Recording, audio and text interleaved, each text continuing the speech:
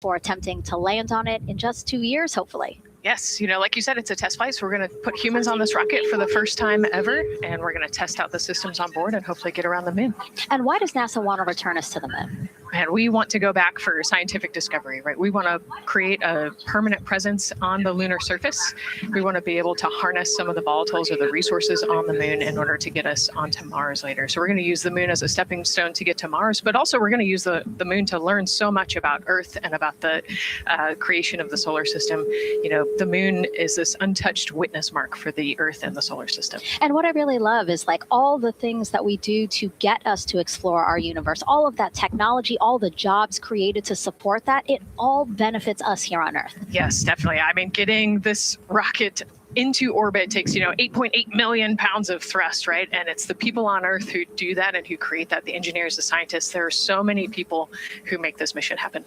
And so if all goes well, this crew could travel farther from Earth than any other humans before them and see parts of the moon no one has ever laid eyes on. And now, speaking of laying eyes, here we are in the suit-up room with the Artemis II crew. Yes. Looks like the commander's getting his comm cap on, so the communication cap. Looks like Victor's already got his on and the helmet going. He's just stretching out his wrist a little bit, right? Yes. And in charge of liftoff today is Launch Director Charlie Blackwell Thompson. She and her team are just across the street from us inside of the Launch Control Center. They kicked off continuous around-the-clock operations just before 5 p.m. on Monday and started fueling the rocket about 4 hours ago. They have a 2-hour launch window that opens at 6:24 p.m. Eastern Time, which our clock in the upper left-hand corner is counting down to. And, we just heard from Charlie Blackwell Thompson in our tanking coverage, which was the broadcast just before this one kicked off. And basically, she said weather is 80% go. Yes, 80%, we will take that. It's a little windy. There's some clouds building, but we're going to keep an eye on it, and 80% is a good number to keep moving today. Yeah, and what she said was a wave of showers are moving west, but they should be well past the pad by the time we launch again. Hopefully, it's 6:24 p.m. today. Hopefully. All right, so again, let's head back into that suit-up room. We see Reed Wiseman. He is the commander of the Artemis II crew, and Nicole, he is putting on what you guys are calling the communications cap, the comm cap. Yes, so it's a little bit for protection of his, of his head there, but also you can see the mic booms, and he's got ear cups there so he can hear, the rocket's loud. So you're going to wear hearing protection, but then we also want to be able to talk to Earth and talk to each other. So they're getting that settled, and then he will put the helmet on over that comm cap. That comm cap will also connect into the suit, which then eventually connects into the capsule. Through an umbilical there, so there's a lot of cords and wires. You can see them tuck in that cord under his chin right now. And so the suits they're wearing, they're called the Orion Crew Survival Suits, or OX suits. And so they're worn for launch and reentry or during high risk or emergency.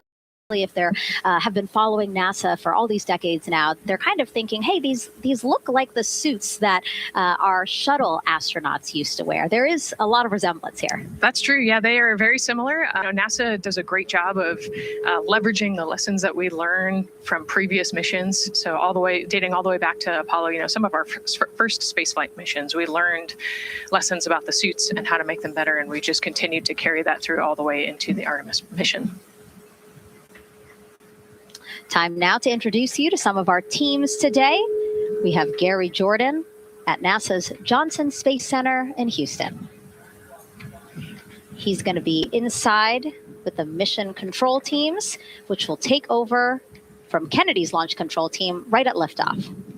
And then back here at Florida, there's Megan Carter inside Kennedy Space Center's visitor complex, Jasmine Hopkins at a launch viewing location, and then finally Daryl Nail inside the Launch Control Center with the launch team. Now, each is going to provide a very unique experience today, starting first with Daryl, who has been closely monitoring the launch countdown for us. Yeah, and welcome into Firing Room 1, a historic firing room here at the Kennedy Space Center in Florida. It's a pleasure and an honor to be here reporting what's happening as we lead up to countdown and liftoff of Artemis II. so far, looking pretty good. You see the rocket out there on the pad. It is launch day, and we just got that crew weather brief that you were talking about from Launch Director Charlie Blackwell Thompson to the crew. It looks like a countdown at this point is in good shape, and that's great news. Fueling continues to track well. We just reached all stages replenish. And while we're talking about the fueling, let's talk about that tanking. Pull up the tanking graphic if we could now. That will give us an indication of where we are with tanking. And I can just tell you, as you see from this board right here, we are all stages replenish. So all tanks on board the SLS, the 2 liquid hydrogen, lower stage and upper stage, and 2 liquid oxygen, lower stage and upper stage, are at 100%. And that's exactly where we want to be. This kicked off at 7:30 this morning with a go for cryo load. And here we are roughly about 5 hours later, and we're fully tanked and now in replenish. The amount of propellant on board, roughly 733,000 gallons. That's about an Olympic-sized pool and a half. Huge amount of propellant. It's all flowed in there. The great news there, no leaks, no issues, and we're looking good at this point. So let's talk weather now. The weather, while it is favorable overall, it's not totally clean. And that was hinted at earlier when we talked about the storms. There is, of course, some onshore flow. Currently, our overall attempt percentage stands at 80% chance of acceptable weather conditions at the time of liftoff, which is going to be within our launch window. That's tonight from 6:24 p.m. Eastern Time until 8:24 p.m. Eastern Time. Winds are good. The lightning risk is low, but scattered showers still remain possible around the Cape and including near the pad. So the expectation is that there'll be some more active weather coming our way, but we're expecting it to push to the west. So the watch item is really any isolated shower that could briefly move through the area and trigger a constraint, especially for flight through precipitation. Well, you're looking now inside the astronaut suit-up room, and of course we got the 4 astronauts there. They talked to Charlie Blackwell Thompson today, and everything looks good there. We're tracking one minor NC issue at this point. We'll talk, it's a non-conformance. We'll talk about that a little bit later in our next hit.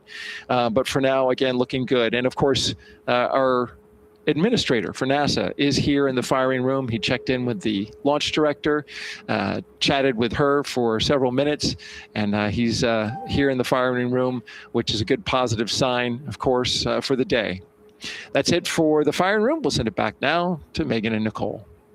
Daryl, thank you so much. Yeah, let's get back into the suit-up room here, where we now have a shot of all 4 astronauts, and it appears all of them are undergoing their suit leak checks. Can you talk to us about what that is, Nicole? Sure. Yeah, you can see, as the suit expands, that we're going to pressurize those suits. So in the case that we need it, if we lose pressure in the capsule, those suits will protect the astronauts and keep them pressurized and keep them survivable. So these guys are going to hold their breath for about 10 seconds. Any movement in the suit could cause changes in the pressure. And so we want to get a really nice, precise, accurate measurement on the leak check. And so they'll hold their breath. Even just their heartbeat could potentially make some differences in those super sensitive sensors there. So you can see the red and blue valves there, the air in and air out.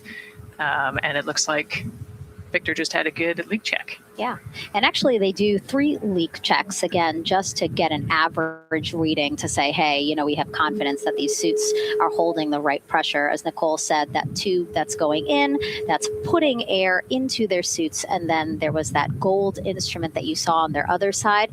That's how they can control how much pressure is being released in order to do these checks. Yep. And they will do the leak checks here in the suit room, and then they'll do more actually in the capsule as well. They'll do another leak check. So we're going to make sure the suits are ready to go before we even step out the door, and then we'll check them with the entire system on the capsule once they get out to the rocket. And you might also notice that some of the astronauts, while they're doing their suit leak checks, you might have seen Victor gave an okay sign. You might also see a thumbs up, and that's because concurrently, while they're doing these suit leak checks, they're also doing comm checks. Yes, yeah. We talked about the comm cap earlier and the umbilical and how they plug in. So yeah, they're going to test the comm. They're going to test the suit, make sure everything. They're actually probably testing the cooling system as well right now. They're going to plug into the portable cooling system and make sure that all of that is working. So like I said, we want to make sure that we've got 4 healthy suits before we go out. Yeah, this suit, 3 layers, so obviously it can get hot. Yes. So one of the layers is a cooling undergarment, and basically they flow cold liquid through that undergarment to keep the astronauts cool and comfortable before liftoff today. Yeah, it's like a onesie with a bunch of tubes running around it, and the water flows through there to cool you down. All right, lots of information to share with you all today. If you have any questions, we'd love to hear from you. All you have to do is send your questions our way. Love to hear from you. All you have to do is send your questions our way by tagging at NASA Artemis, and we'll try to answer as many of your questions live. And we'll also have some questions for you throughout the broadcast, so we hope you can participate in those opportunities as well. Okay, as we continue to be inside the suit-up room here, why don't we learn a little bit about each of our crew members? Right now, we are looking at pilot Victor Glover, but hopefully we can get a shot here of our commander, Reed Wiseman.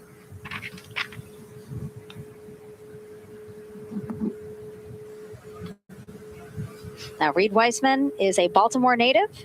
He's been in space once before, as flight engineer for Expedition 41 aboard the International Space Station from May through November 2014. During the 165-day mission, Reed and his crewmates completed, get this, more than 300 science experiments in areas like human physiology, medicine, physical science, earth science, and also astrophysics. They actually set a milestone for station science by completing a record 82 research hours in a single week. He also served as chief of NASA's astronaut office from December 2020 to November 2022, and Reed has 2 daughters. Yeah, I love Reed is such a great leader. He was the chief of the astronaut office when they hired our class of astronauts. And so, I think I have to publicly thank him for my job here today. But yeah, he's a family man. He's a good leader. And he's a great pick for the commander of this mission. Yeah, I think, in talking through some of his other accomplishments, obviously he has leadership qualities that makes him prepared for commander of Artemis II. Yes, he does. He's a well-experienced naval officer and now NASA astronaut. And so now here we are, pilot Victor Glover. NASA selected the California native as an astronaut in 2013. At the time, he was actually serving as a legislative fellow in the United States Senate. His first trip to space was in November 2020 when he launched as pilot of NASA's SpaceX Crew 1 mission. That was the first operational mission of NASA's Commercial Crew Program, which resumed launching American rockets from American soil to the International Space Station at the end of the shuttle program. Victor is a U.S. Navy captain and naval aviator who served as a test pilot, racking up more than 3,500 flight hours in more than 40 different aircraft. He and his wife, Deanna, have 4 children. Yeah, 4 children, a lot of energy, but that checks, right? Because when I think of Victor Glover, I think of a lot of energy, smart guy who's always excited and ready to go. And there you go, he's smiling in the suit room this morning. Oh yeah, he's a great guy. All of them are. This whole entire crew, they're just a good group of human beings, of leaders, of friends, family. I have never heard anybody say anything bad about any of these 4. They're also well accomplished, and they're also deserving of this opportunity to return to the moon. Yeah, and they're also humble, right? They're just standard humans going to the moon, but you would never know that when you talk to them in a normal conversation. And so it looks like Christina here has completed her suit leak checks as well, her communication checks too. Yep, they've already got her gloves off. They're getting ready to kind of hang out and relax a little bit, I think, before they walk out. She is a mission specialist for this mission, native of Grand Rapids, Michigan, was selected to the Astronaut Corps in 2013. So actually same class as Victor. She served as flight engineer on the International Space Station from March 2019 to February 2020. And during that time, Cook set a record for the longest single space flight by a woman with a total of 328 consecutive days in space. She also participated in the first ever all-female spacewalk And before becoming an astronaut, Christina helped build space environments on the planet. Her hobbies include surfing, rock climbing, community service, yoga, travel, and photography. Again, so much. When does she find the time? That's a great question. One of the things I love about Christina is that she's broken records, all these milestones, but one of the things that she talks about is, she just wants people to set goals and go work hard and do something that's meaningful to you. And she really hopes that her records are broken as possible. She does it for her family, and she'll talk about all of her nieces and nephews quite a bit. So just again, another example of just a whole human who's got a great support system in her family and excited for the mission. Yeah, she's always saying that she just wants the opportunity to push people farther, to push humanity farther, see what we can accomplish together. So, yeah, again, all four of them say that. They're really in tune on what they think or what they feel like their role is in this mission. Yeah, I think their legacy is going to be, providing the shoulders for others to climb on. Mm-hmm. And last but not least, first-time flyer, Canadian Space Agency astronaut Jeremy Hansen will fly to the moon as a mission specialist on the Artemis II mission. The London, Ontario native was selected as an astronaut in 2009. After that, he worked as Capcom at NASA's Mission Control Center in Houston. Capcom stands for Capsule Communicator, and that's the sole direct voice communicating with astronauts in space. He also participated in training exercises such as living on the ocean floor off the coast of Florida to simulate deep space exploration for 7 days. In 2017, he became the first Canadian to lead a NASA astronaut class. He also enjoys getting out on a sailboat, rock climbing, and mountain biking. Jeremy and his wife, Catherine, have 3 children, and he actually got to hang out with them over the weekend. So the crew arrived here for launch at Kennedy Space Center on Friday, and then their family members arrived Saturday. Yes, yeah. As long as their family can quarantine with them, then they will stay, quarantined in Houston, and then they all fly down to Kennedy Space Center, and then you get to spend the last few days with your close family and friends. We actually do a behind the glass visit with some of those other maybe extended family members that couldn't quarantine with you. But it's a quaint time here once you get to Kennedy Space Center. A great sign here, all 4 astronauts have removed their helmets. And that indicates again that all 4 have completed suit leak checks. And so, Nicole, what they're doing now is they have these pockets on their forearms.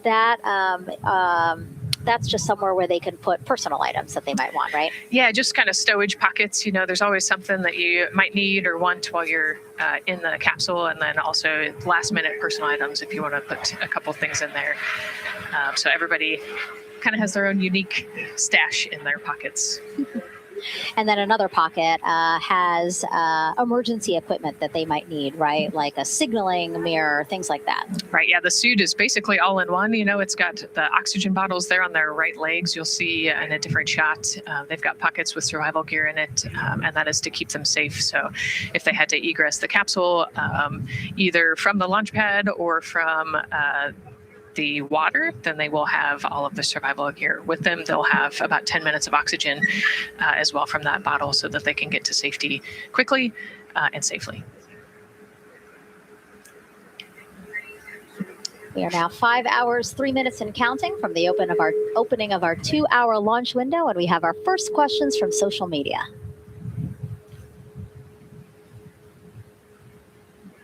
Question here from X. So to be clear, this is not a mission to land, but to orbit the moon. Thank you, and thank our astronauts.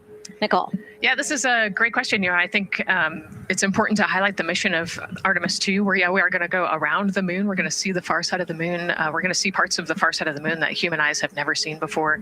It's very similar to the Apollo 8 mission, right? We're also potentially going to be able to see the landing sites for the future Artemis missions and kind of provide the overall context of those landing sites amongst the entire moon site there. So it's an exciting mission. We'll get to learn a ton about there's so much science that's going to be on this mission as well, right? Where they're going to do some science experiments on humans, learn about the stress of the environment, and we're going to learn about the radiation environment. We're going to learn about the suits as well. We've got some technology demonstrations that are going to happen. So there's a lot going on this mission as we fly around the moon and come back. Mm-hmm.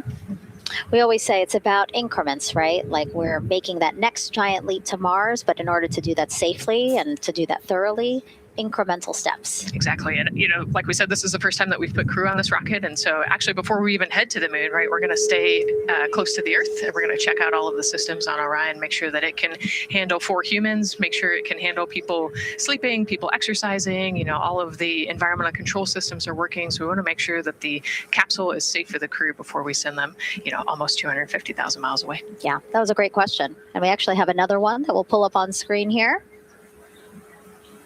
Another question from X. How long will it take them to reach the moon, and how long will the entire mission last?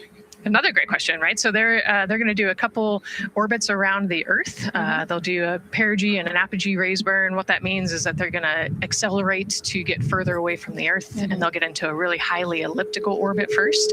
And then once they get into the translunar injection, so they're actually on a free return trajectory, which means we're going to accelerate them, and then they're going to escape Earth's gravity. And then just based on orbital mechanics, they'll be able to come home without having to do another burn or acceleration.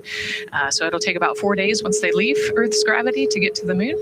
They'll fly around the moon, about 4 days back, and then land. So overall, about a 10-day mission. Exactly. Yeah, these are really great questions, guys. We know that, again, we are sharing a lot of information today, so please do not hesitate to reach out. Obviously, Nicole, very smart here, and we're happy to answer any of your questions. Again, tag @NASA Artemis wherever you're watching this coverage. And now we actually have a question for you. Who would you take with you on a trip around the moon? Would it be your bestie? Would it be a pet, family member, or a seasoned astronaut? Think about that one. I know. I like that. I absolutely know what I would say. I think it would make my husband upset, but I have my answer here. But we'd love for you to go to NASA's Instagram or Twitch accounts to vote. Again, who would you take to the moon with you? Bestie, pet, family, or seasoned astronaut? Try to go vote, and then we will share your answers soon. Again, husband is not going to like my answer. And we're not the only ones with questions today. We will also hear from celebrities during our launch coverage. See what Stanley Tucci, Scarlett Johansson, and others want to know about NASA's Artemis II test flight. Plus, the surprise of a lifetime as kids marveled at the rocket and spacecraft rolling to the launch pad. Look at those cute faces there. Oh, I love that. Love those suits. And we'll show you how the astronauts will eat, sleep, and go to the bathroom while in space. Keep in mind, the Orion spacecraft is about the size of a 6-person tent. Yeah, not super big, but, it's 10 days with your 3 best friends. So I think it's manageable for sure. But, every ounce counts when you're trying to get to the moon. And as we continue to look into the suit-up room here, a fist pump for some of the folks in the crowd there by Victor. Why don't we take a look around the center here? We know that there are some folks who are already getting ready to check out the team here as they drive across KSC to their launch pad. Look at that. Oh, that's so awesome. That's a great crowd. They're waiting there in front of the vehicle assembly building. So actually, they're just down the road from us. This is a good crowd, as Nicole said. Oh, there they are. They just got their cue. Oh, now? Let me wave now. Oh, yeah, they are excited. That's amazing. So all of these folks, content creators that are getting behind the scenes access as part of NASA's NASA social experience here. So as you can see, very excited. The crew will get into their convoy and drive past them here pretty shortly. Yeah, what an amazing way to share the Artemis story, right? By inviting these social media experts out to share the story as they drive by. All right, again, let's take a look at the clock. 4 hours, 58 minutes and counting from the opening of today's 2-hour launch window. So why don't we check back in with Daryl with the launch team. Megan and Nicole, and inside Fire Room 1, I'm listening to Launch Director Charlie Blackwell Thompson greet the Ascent crew who just came on console over there at Johnson Space Center. So good to have the mission control team jumping on with us. So far, the launch team here in the firing room has had a really good morning. Really smooth tanking that kicked off at 7:30 a.m. this morning. They got to all stages replenish just before 1 o'clock p.m. Eastern time, and it was an incredibly smooth tanking. That's great as we look here watching the crew and also with an eye on the rocket. Weather, of course, we've talked a little bit about that. It's favorable overall, 80% go for our 2-hour window between 6:24 p.m. and 8:24 p.m. We don't have an exact T0 right now because that's going to come to us closer when we get closer to launch, roughly about 20 minutes before liftoff. But it's going to be within that window and towards the beginning, provided everything continues to go smoothly along the timeline. And so far, that's been the case. I mentioned that there was a small issue in my previous live hit that actually was incorrect. There was no issue. I've gotten the good data now that I'm on the headset and listening into the loops. Avionics engineers are keeping an eye on a display unit inside Orion that's just running a little cooler than normal. It's not going out of limit. It's actually completely fine. But they just were noting the trend and reported that to the NASA test director. So they'll keep their eyes on that. But again, there was no LCC violation. And once they get the cover off Orion out there that's protecting it from the rain, they expect the temperatures inside the Orion crew capsule to stabilize. And with that, we'll send it back to the host desk with Megan and Nicole. Thank you so much, Daryl. Now, Daryl is inside Firing Room 1 in the Launch Control Center, or LCC, as you might hear it referred to, which was built in 1967 to support Apollo missions. In fact, Apollo 11, the mission that landed on the moon in 1969, that was called from the exact same firing room. NASA then upgraded the LCC to support shuttle missions, and now Artemis. You can see there a shot from when we supported shuttle. Now with Artemis, the primary launch team for today is in Firing Room 1, but there is actually support staff in Firing Room 2 as well. And together they will propel this ambitious test flight off Earth.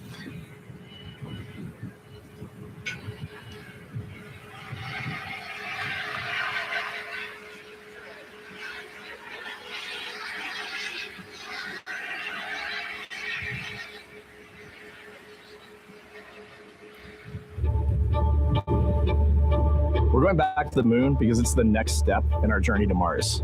We need to go explore the moon. There's vast regions of unexplored areas with the coldest, darkest places in our solar system. Task mission, and when we get off the planet, we might come right back home. We might spend 3 or 4 days around Earth. We might where we want to go, but it is a test mission, and we are ready for every scenario as we ride in this amazing space launch system in the Orion spacecraft. The reason we're going back to the moon is to fulfill NASA's mission, which is to explore the unknown in air and space, to innovate for the benefit of humanity, and to inspire the world through discovery. And when we succeed and when we accomplish the things that we set out to accomplish, that inspiration not only can set up new things to happen, but it also is a reminder in tough times that we're capable of doing great things when we work together. The thing I love about the moon is that it's not just a beacon for exploration and this platform of possibilities for incredible missions like this, but it has benefits. That's actually why we're racing towards it. Those benefits are really wide in nature. You have everything from innovation, technology development, not only for future missions going deeper into the solar system, but technologies that come back to Earth. You have inspiration, a whole generation of people starting this pipeline of STEM workers and manufacturers and operators that are excited to see what you can do when you work hard and you come together as a team. When I think about the 4 of us flying around the far side of the moon, seeing that Earth rise, taking images and video and sending them back to you, the feeling that I have inside is hope. We know that Artemis II is not the solution for humanity on planet Earth, but it is a contribution in the positive column. We hope that just for a moment that people will pause and say, wow, it's extraordinary when you look back upon the Earth with over 8 billion people, and you see this concrete example of what humanity can do, this extraordinary thing when we set big goals and we work together to achieve. Now, Kennedy's launch control team takes us to liftoff, but then mission control at NASA's Johnson Space Center in Houston takes over. That's where we have our Gary Jordan embedded with that team. Hey, Gary. Hey, Megan and Nicole, it's great to be joining you from here in Houston, Texas. I'm in NASA's Mission Control Center, where the Artemis II Ascent flight control teams, led by Flight Director Judd Freeling, recently started their shift to monitor the Orion spacecraft integrity, the Space Launch System, and the crew to make sure all criteria is met to commit to today's launch and the mission ahead. The team you see here in this room today has been training extensively to prepare for the highly dynamic phase of flight that begins shortly after engine ignition. Teams here will be monitoring the flight of the Space Launch System, Orion, and of course, the Artemis II crew on board as they make their way from the Kennedy Space Center into Earth orbit. The lead console positions will be in this room called the White Light Control Room, a room which traces its legacy to the Space Shuttle program, with the first shift supporting STS-70 in 1995, more than 30 years ago. Each console represents an expert in a particular discipline, whether it be communications, propulsion, crew health, life support systems, or trajectory recovery teams, and the crew is extracted from Integrity just the beginning. The mission is, of course, a test mission, and the first with humans on board Orion and in deep space. The crew's job is to put the systems and capabilities of Orion to the test, taking us closer to a sustained presence on the lunar surface. It's great to see the crew gathered around the table. Megan, with that, we'll toss it back to you.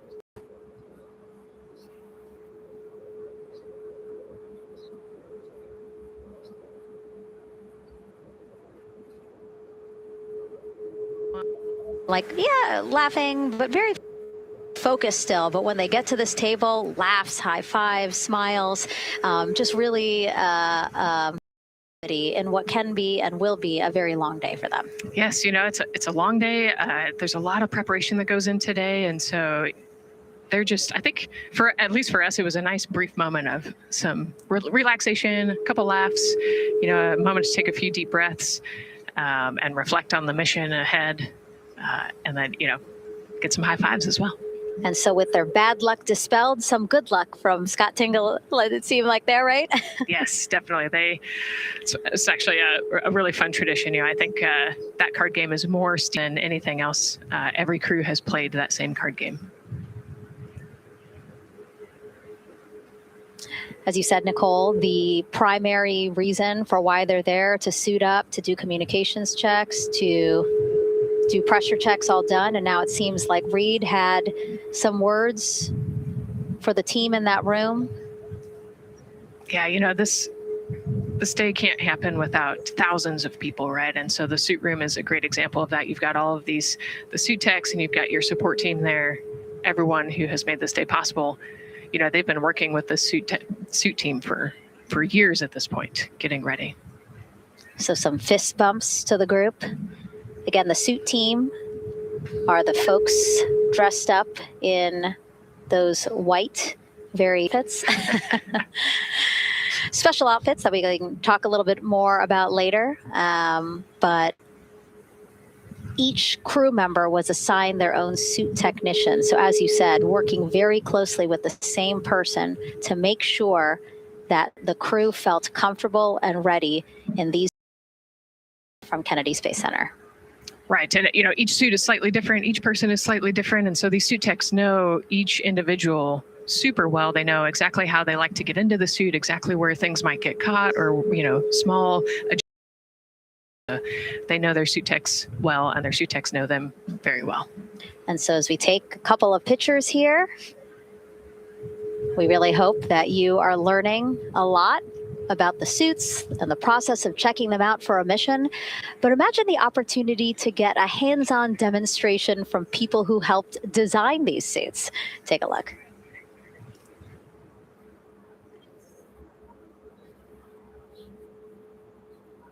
Then you want the gloves? I love showing the kids the suit. I love how excited they get about space. So that would be... It just goes in there. We got to bring some stuff for them to actually put their hands in. And some of them were very excited because they want to be astronauts when they grow up. I would love to be an astronaut. That would be incredible. I'd like to be like an engineer that like maybe designs the suits. Whether it's the call, the orange color, every aspect has an important function. Astronauts in space. It's going to be amazing seeing astronauts up close to the moon again. And that was a special event at Johnson Space Center. What we just saw there, obviously a big part of why this mission is so important to NASA, really just an opportunity to inspire everyone, especially kids, right, Nicole, to dream big and be curious. Oh man, yeah, the kids are so important, right? I love talking to kids. They are the future of spaceflight. They are the Artemis generation. And, if we could just inspire even one of them to go on to be a scientist or an engineer or maybe even an astronaut someday, that's a win. And now let's turn our focus to the rocket for a little bit. Powering liftoff will be, again, NASA's Space Launch System rocket right behind us. And to learn more about SLS, let's go to Megan Carter, who's at Kennedy Space Center's Visitor Complex at an exhibit dedicated to Artemis and the future of spaceflight. That's right, Megan. I am so excited to be over here at the Visitor Center, but not just because of launch. I get to introduce you to the moon board. This is obviously a very complex mission, lots of moving parts and pieces. So the moon board is going to allow me to break some of those things down for you just a little bit more in depth, starting with that SLS rocket. Now, the SLS, or the Space Launch System, very big, very powerful. It is going to be producing 8.8 million pounds of thrust at launch. And like I mentioned, very large, as you can see here, going to stand about 322 feet tall with Orion there on top, just a little bit taller than the Statue of Liberty. Now, there are many components that make up this rocket, so I'm going to point out just a handful that you're going to hear about a lot throughout this broadcast, starting with our boosters. These two twin solid rocket boosters are going to be very powerful. They are going to burn for the first 2.5 minutes of flight, and each one is going to stand 17 stories tall. They weigh in at about 1.6 million pounds each. Now, I am going to jump back out and I'm going to show you a little bit about our core stage. That's going to be known as the backbone, essentially, of our rocket. And it is made up of around 5 components, starting with this engine section down here. This engine section is where our 2 propellants are going to be funneled down through our pipelines, and they are going to be mixed at 2 different temperatures, very complex processing. And they are then going to go on to feed that fuel to our 4 very powerful RS-25 engines. These are going to produce about 500,000 pounds of thrust each at launch, and they will burn for 8 minutes. All right, now jumping up here, we are going to take a look, because I just mentioned those propellants. Obviously, we do need fuel, and that is why we have around 535,000 gallons of that liquid hydrogen. That's approximately about the same amount that you could fill an Olympic-sized pool, just to give you an idea. And then we're also going to have that liquid oxygen, and like I mentioned, there's going to be about 200,000 gallons for that one, and they are going to be funneled down through those lines that you see here on the side. All right, jumping up real quick, this is going to be our upper stage. That is where our core avionics are going to be stored, essentially the brains of the spacecraft. And then jumping out super quick, let's see if we can zoom in here, and we can. Those propellants I talked about are going to be stored at cryogenic temperatures. That means thousands of degrees below Fahrenheit, so they have to be kept very cold. And that, all those bumps and ridges there that you see, those are actually going to be an insulation spray that's going to help keep that rocket nice and cool, keep the propellants ready to go, and get us set up for success. Now, obviously, that was a very quick overview of our rocket. I have so much more to show you here on our moon board, but for now, I'm going to turn it back over to you, Megan.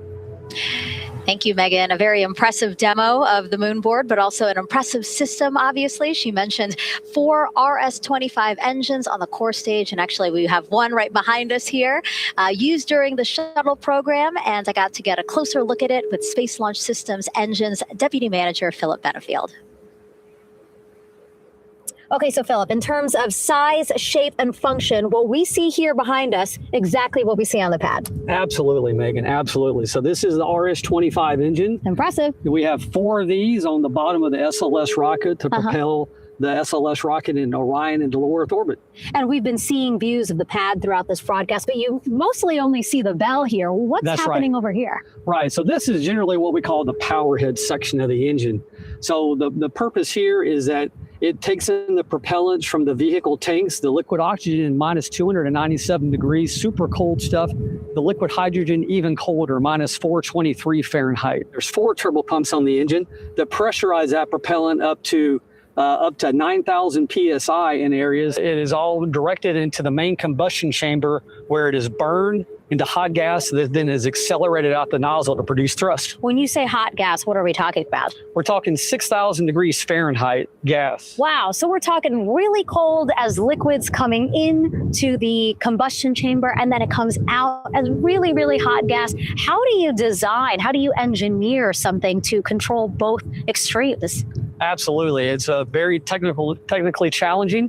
One of the main things here with the nozzle is that since you have the 6,000 degree Fahrenheit gas coming out, you have to cool that nozzle so it doesn't melt. And so the way the nozzle is constructed with these 1,080 coolant tubes. And so each of these coolant tubes flows a small amount of hydrogen. It keeps it cold, and so it doesn't melt during operation. Wow. I mean, all of the science that you're talking about, it is truly amazing that you guys designed this for shuttle, and yet you reconfigured it, retooled it to be able to now support Artemis. What do you think about that? Yeah, I think that's really amazing, the fact that we were able to use the heritage hardware on the Space Launch System.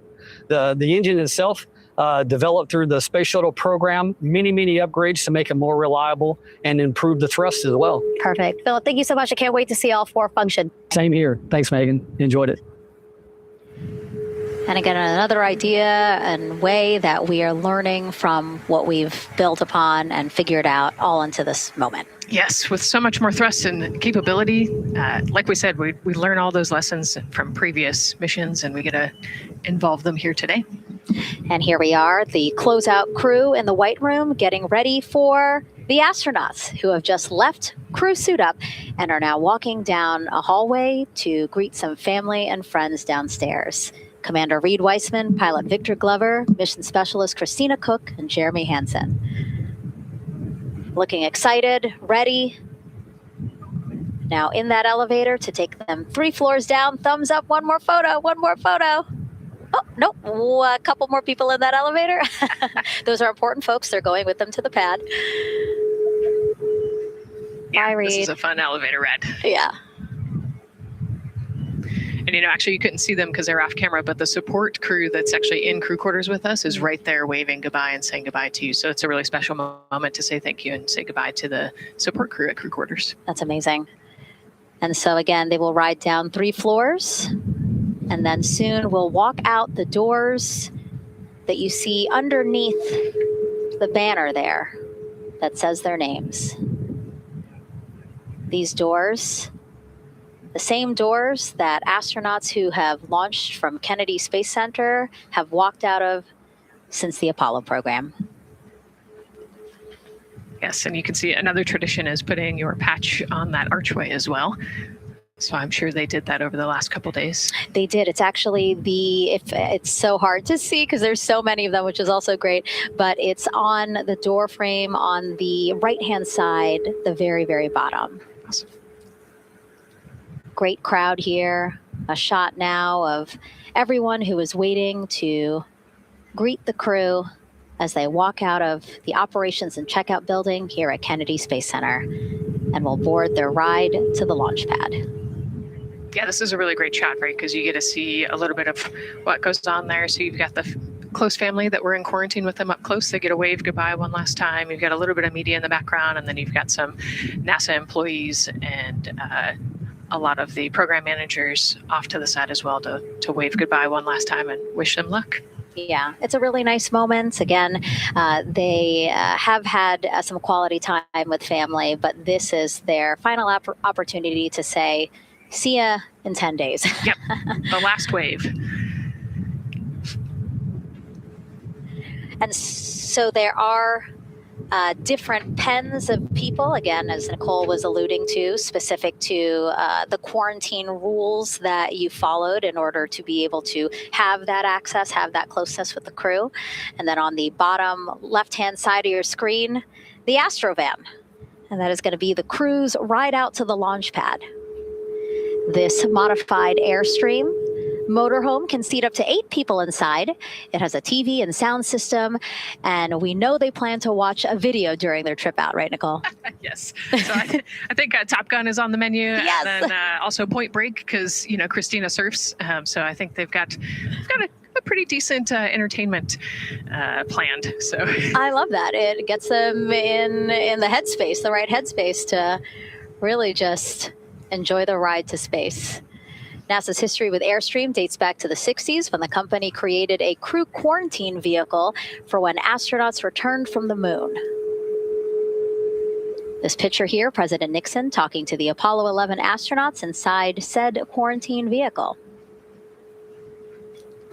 Then during the shuttle program, Airstream created the first generation Astrovan, a 27-foot motorhome that transported astronauts across KSC to their launch pad.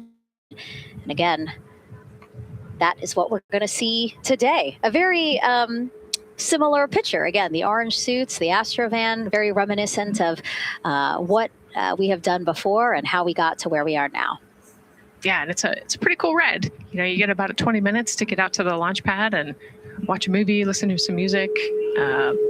It's kind of an interesting, and then along the whole way here at KSC, all of the employees from Kennedy Space Center come out. You can see in the background of the shot you're looking at right now, all of those employees and everybody lining the streets, waving and wishing them luck.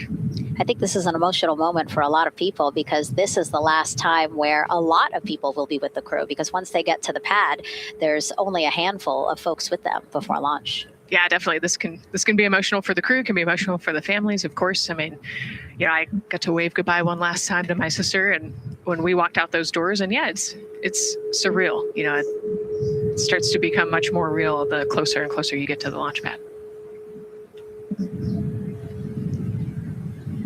20 seconds now from when we expect the crew to walk out those doors. It must be really hard for them to patiently wait for these very specific milestones. You've got a whole group back there that's telling jokes and keeping it light. So.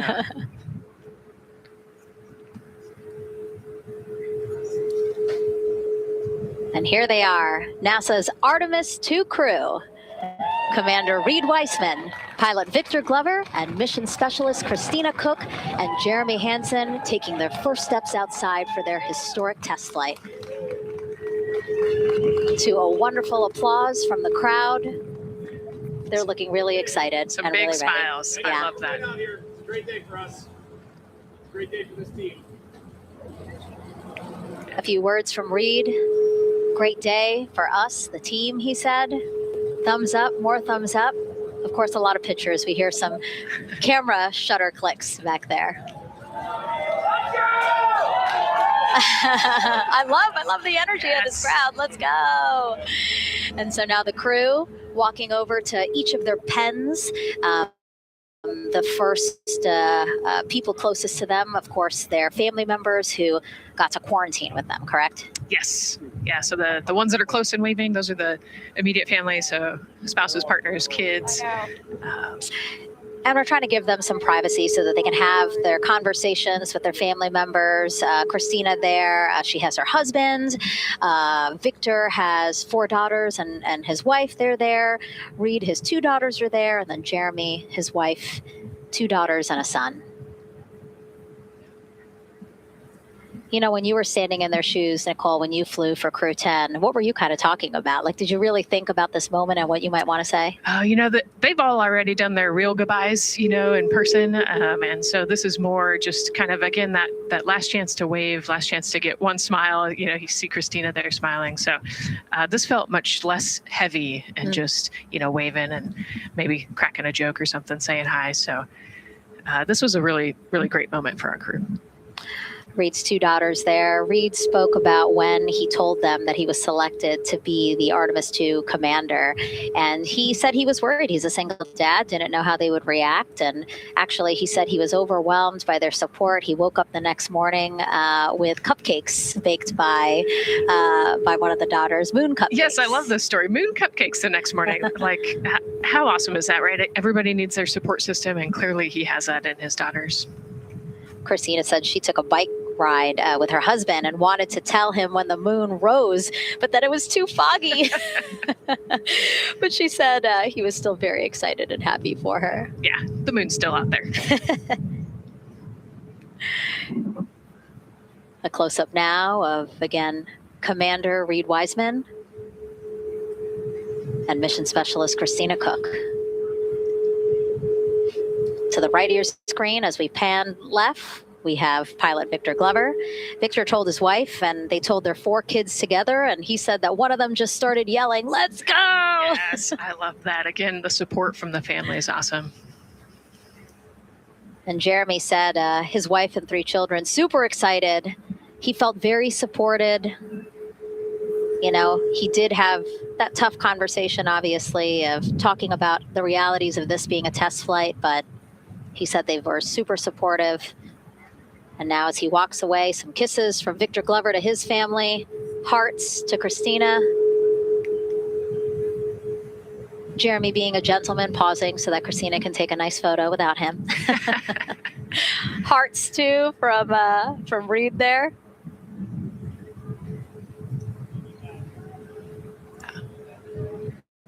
Hearing Victor saying, "Love you guys," saying that to some of his crew members there. Woody. Some more applause from the group. Quick wave to some of the NASA program managers, and I think Norm Knight's out there, the FOD Flight Operations Director.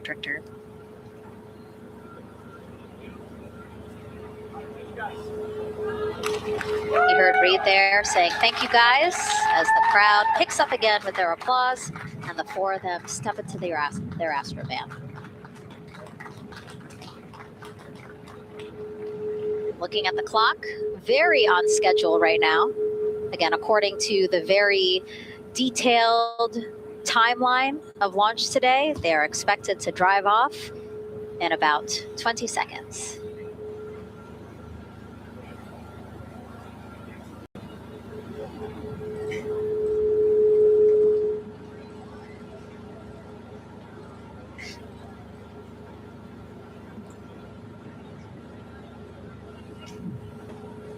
So far, we're marching toward the launch smoothly.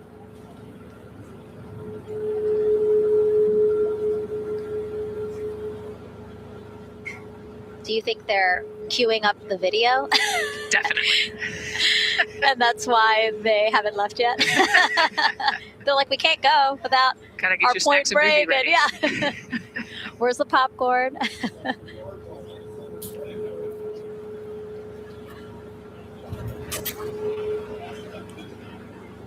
Again, good on the timeline. Of course, they do have these very specific milestones, but this is not one that has to be completely stuck to the second of the minute. Yeah, we will make up that time easily. They will get a full security escorted ride out to the launch pad. It's a quick trip, 15, 20 minutes.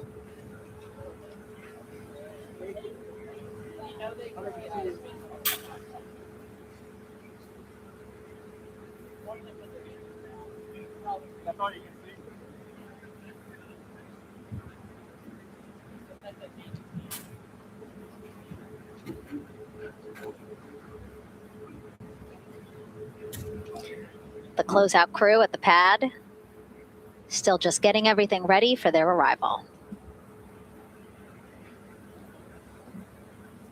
Configuring Orion, right, Nicole?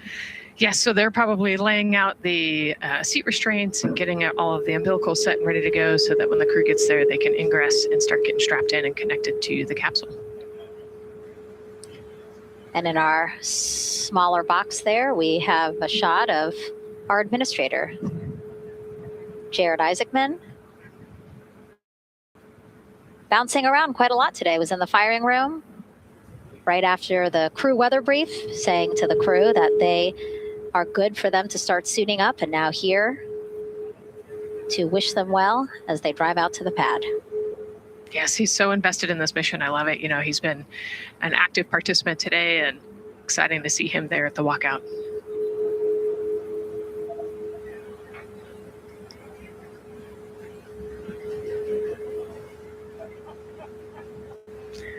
So in the van, they're probably getting hooked up to the portable cooling systems as well. So that would be my guess on the slight delay here, making sure everybody's situated, connected to cooling, and ready to go before they take off. Right, because the orange boxes, we didn't talk about it when we were in the suit-up room, but if anybody noticed, there are these orange boxes, and that's what provides the cooling to those thermal garments. And so those boxes have been staged inside of the Astrovan so that once they got there, they can connect up again so that they're cool and comfortable on the way out. Right. So they were off cooling from the walkout, said hello to their families in the 80-degree weather here in Florida today. So it can get really warm in the suit quickly if you're not careful. So you want to make sure everybody's comfortable before we drive off. And then when they get to the pad, of course, and strapped into Orion, then they don't have any need for those cooling boxes anymore. They will get that cooling through Orion, through the different lines and umbilicals that they'll be connecting to there. Yep, that's exactly right. The Orion capsule and its environmental control system will take over once they're connected to the umbilical.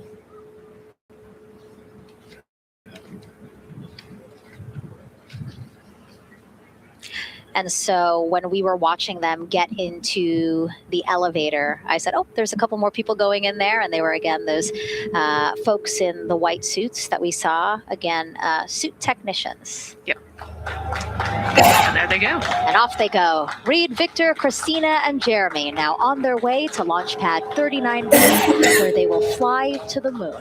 Something no human has done in over 50 years.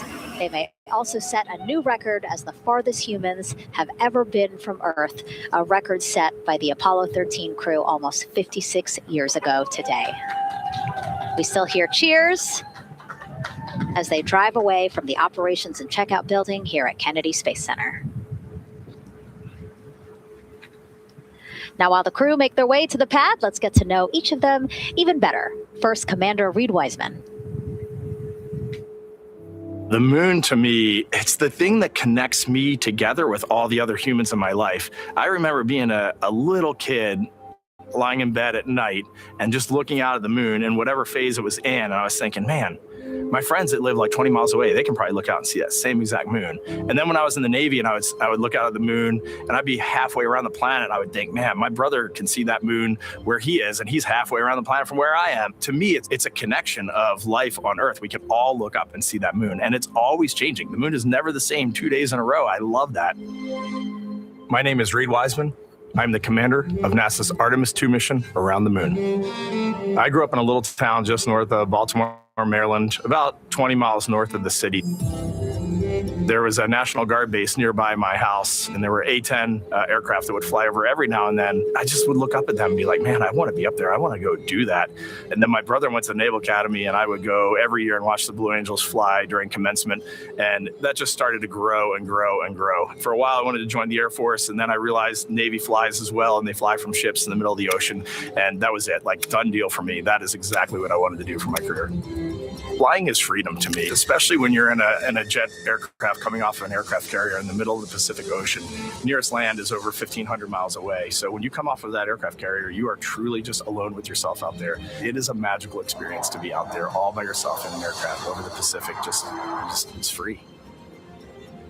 I think anybody who accomplishes something that they set their mind out to, there's no one thing that does it for them. It's a combination of everything. I mean, the way my parents raised me, the way my brother and I, the way our relationship developed over time, my friends, being in the marching band, going to college, setting my own course, learning how to live on my own, being mentored along the way, being, kept on the path to success, but being given the freedom to, make excursions and fail every now and then and regroup and carry on. I think all those things come together in the end to get you. I've had to overcome, I'm a human being. I've had to overcome a lot of fears. I'm pretty heights. I joked about that on the International Space Station, but it turns out I'm only scared like at the edge of a building. When you're up on the International Space Station, even though you're 250 miles up, I never had that feeling of falling or that I was, at risk up there. I just kind of loved the feeling of floating and looking down at Earth. There have been challenges all throughout my life. By far, the biggest challenge was losing my wife in 2020 to cancer and now raising two daughters who are grown up now, but that's been the biggest challenge by far I've ever had to face. It is not easy. Being an only parent, trying to work a full-time job, and raising two kids is something that I think about every single day. I'm very proud of the work I've done. I haven't always done it well, but I've always shown up and tried as hard as I possibly can. And now Artemis II pilot Victor Glover and his journey to this history-making moment. I do wonder what it's going to be like when we are really far from Earth and can see it. The sensation of being so far away from everything that you know. I had that sensation on the space station the first time I got to sit in the cupola for a really long time. So I can only imagine what that's going to be like from 200,000 plus miles away. My name is Victor Glover, and I'm the pilot for NASA's Artemis II mission around the moon. When I was in 4th grade, I was 10 years old, and that's when the Challenger accident happened. And it helped me understand how the general public felt about the astronaut corps, right? Like, these are the people that we want to be. And that just gave me an easy thing to strive toward.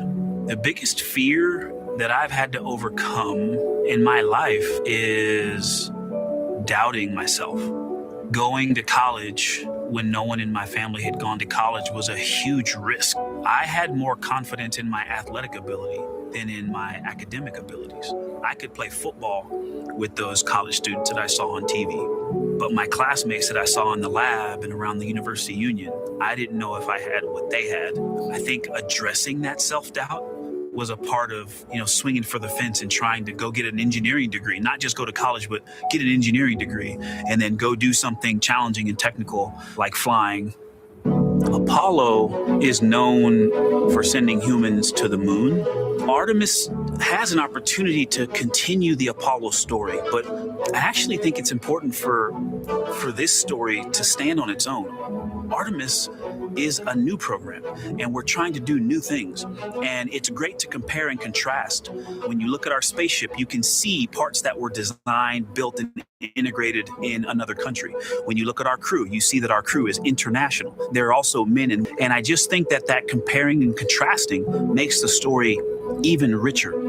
The piloting role specifically, I will have an hour and a half or so where I get to fly the spacecraft by hand. We haven't flown that many ships, and so the ability to fly one actually in space on a test mission is just a really unique opportunity. I can't tell you how I'm going to feel when we fly by the moon and see the moon up close and the Earth from 250,000 miles away, but I don't use the word excited because I'm focused.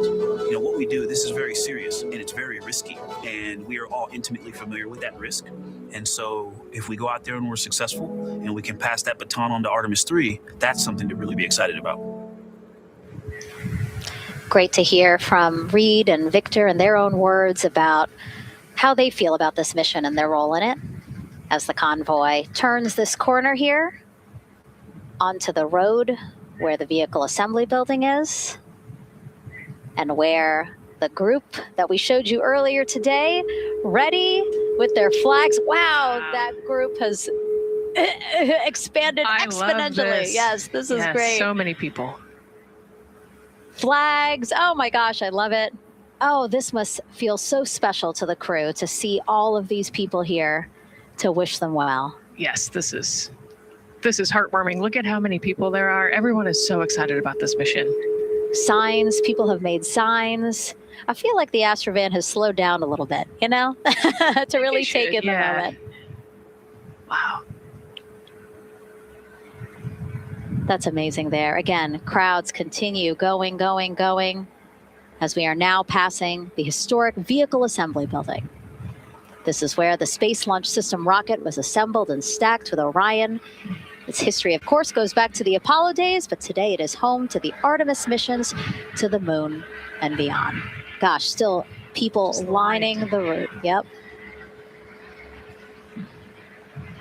I love that. I do too. It leaves me kind of speechless, you know, just to see all the support, all of the people who want to know that they're thinking of them, they're with them, and the fact that this crew specifically has always said we are going for all by all, this must be really special to them. Yes, and that's just here on Kennedy Space Center. Imagine the rest of Florida right now. Yep. Mission Specialist Christina Cook, who holds the record for the most consecutive days in space by a woman. Let's take a look at what she has to say about this mission. I tell a story, which is one that my dad told me before the Apollo missions when he was just a very little boy. He was looking up at the moon with his mom, and his mom said to him, "Don't worry, Ronnie, we'll never get there." Fast forward maybe 70 years later, it's his daughter that's actually going there. And I think that long arc is something that we can all learn from. The idea that the seemingly impossible becomes possible if you just believe in it and are willing to work hard and come together to achieve it. My name is Christina Cook, and I'm a mission specialist for NASA's Artemis II mission around the moon. When I look back at my dreams as a kid, I definitely never thought I would actually get here. I was very pragmatic. Even though I'm a dreamer, I knew that the odds were way against me again, so I might as well do something I'm loving in the meantime. I definitely loved science and math in school and, did pretty well in those things, but I also loved being active. I was always outside. I loved things that made me feel small. I loved looking at the night sky, oftentimes between the pine tree branches, or I loved the ocean. North Carolina also has mountains, and when we go there, I just love the vastness of all of those things. I loved how they made me feel and what they made me think about, and the vastness of the universe and how much out there was to learn. I'm drawn to exploring. I'm drawn to challenges that involve both mental and physical. And I'd much rather be solving problems, wearing a whole lot of equipment and in a harsh environment. And that's just something I've carried with me ever since I was a kid.